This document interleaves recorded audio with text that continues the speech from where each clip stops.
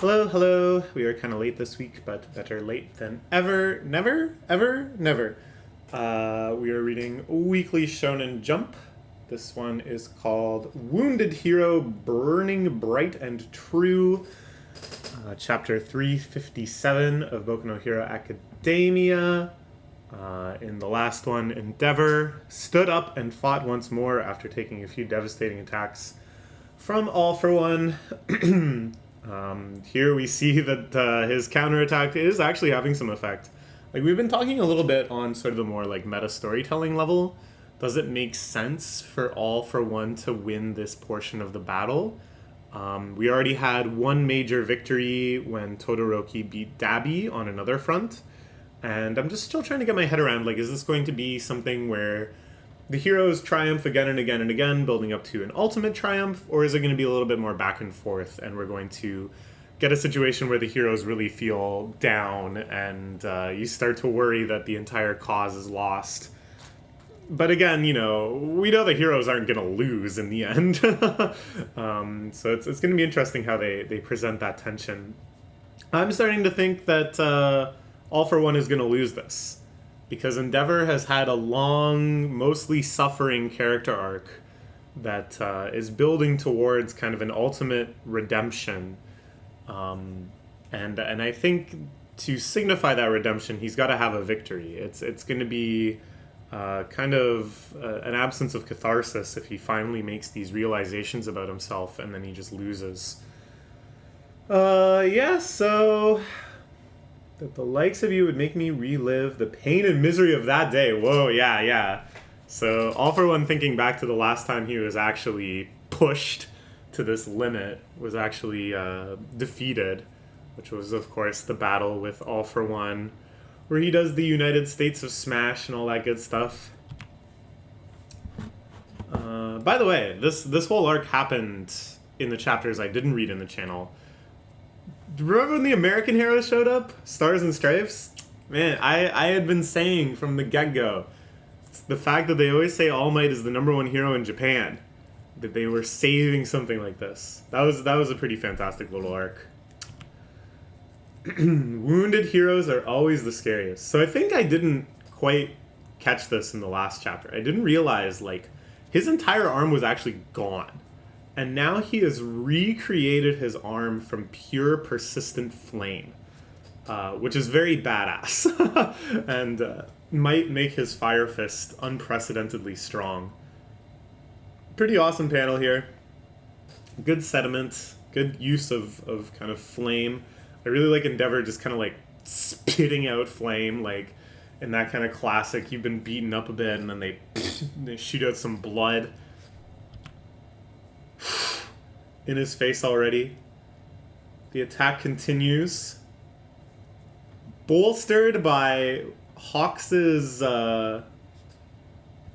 flame feather arrows pushing him forward even faster. Cool.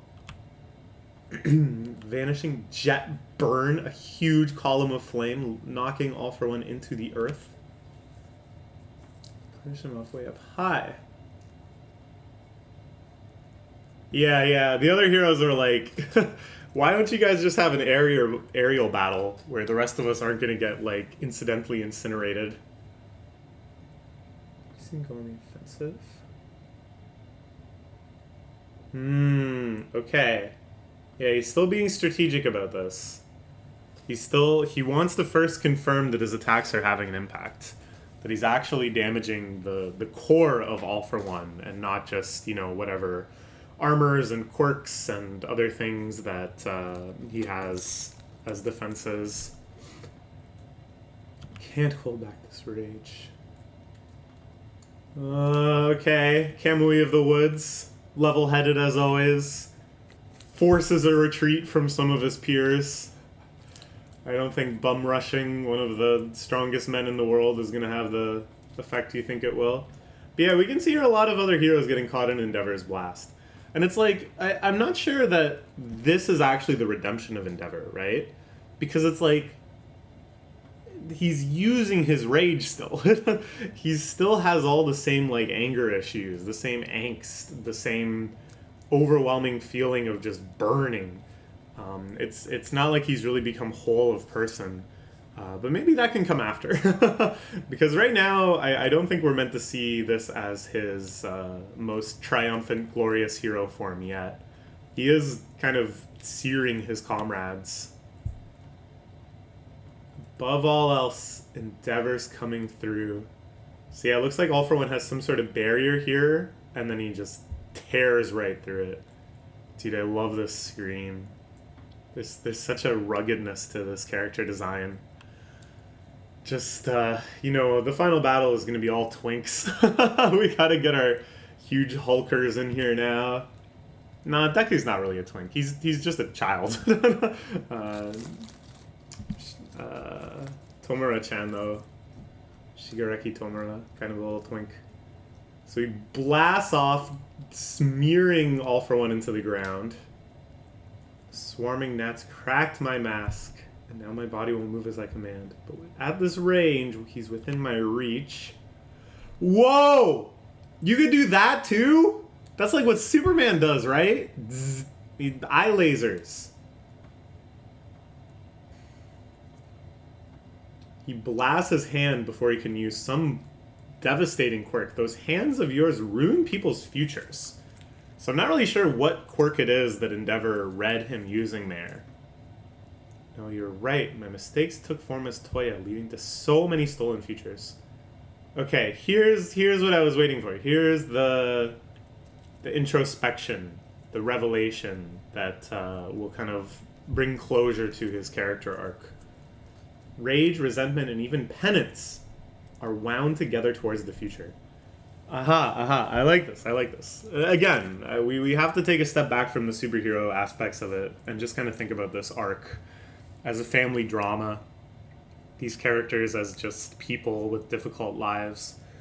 And I think basically the lesson here of, like, you have your sins, and then you have what you do. Well, sins isn't the right word. Your follies, your shortcomings, your errors and judgment, and your regrettable ways that you treat people. And then you have what you do as penance for that. You have the things you do to try to apologize, to seek forgiveness, to redeem yourself in the eyes of others. And the key is not to think as those two things as separate, as you were a different person, now you've changed, and now you're responding to that previous person, but instead as one bundle of emotions that transforms as it moves forward. That it's not about, you know, cutting yourself off from that past, but carrying that past with you into your life forever. It's heavy. It's heavy, heavy, heavy. And I'm happy that this series isn't shying away from this heaviness. The future is a path for the young. A path with so many branching choices. That's why I must win this. So when those kids walk that past, my past won't stand in their way. Yeah. I like this. Keep paying my penance. I'll win today and keep my eyes on Toya. I'll keep raging against myself. Yeah, because that was kind of the revelation he had in the last chapter, right? And it ties in with this, that he can't just say, my rage is in the past. Because his rage is also what makes him strong. And although there's extremely negative aspects to that rage, it's like too late. Those negative aspects have already happened. All he can do is try to clear a way forward for the young, for people to come in the future. Look at this adult Todoroki. They're all adult form, right? I think? Doesn't Todoroki look old in this? The proportions make me think they aged. I don't know. Maybe not. I don't know. I don't know. I thought he was like envisioning when they grow up or something. Maybe not. But this is a really beautiful page. I love the paneling here too. That we have kind of like his inner monologue, his inner thoughts, and then that forms a path. And on the other side, his present day real life struggles facing down All for One. And again, that creates the structure for this path in the middle. The path towards a glorious, brilliant, shining future. Alright, so he goes in for the hug and just incinerates himself. He's still a dead man. Crumbling into ashes. Then Hawks shouts, "Get away from him, Endeavor." Casually saunter up to the finale empty-handed. This body has already served its purpose. Destined for the scrap heap anyways, so why not try this out? Ooh. Maybe Endeavor doesn't actually get closure on his character arc. Maybe this is a double loss. That All for One's last whatever is going to take them down both. So here we see Eri, whose quirk, of course, nullifies other quirks or reverses them. We see the capsules, the bullets made from her quirk essence or whatever that they were using as dangerous anti-quirk weapons.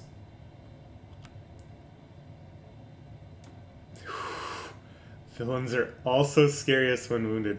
Heroes don't have a monopoly on big sacrificial moments, you know. Wow!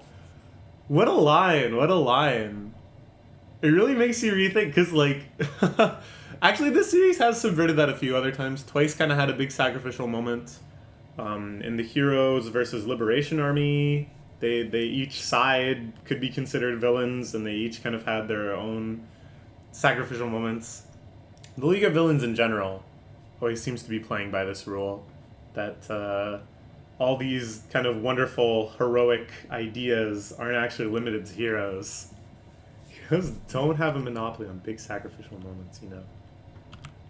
What's he gonna do? What's happening? What is this? This is an odd cut to Midoriya flying over the seas, again, trying to catch up to his actual destined battle with Shigaraki, visited by the very first holder of One for All.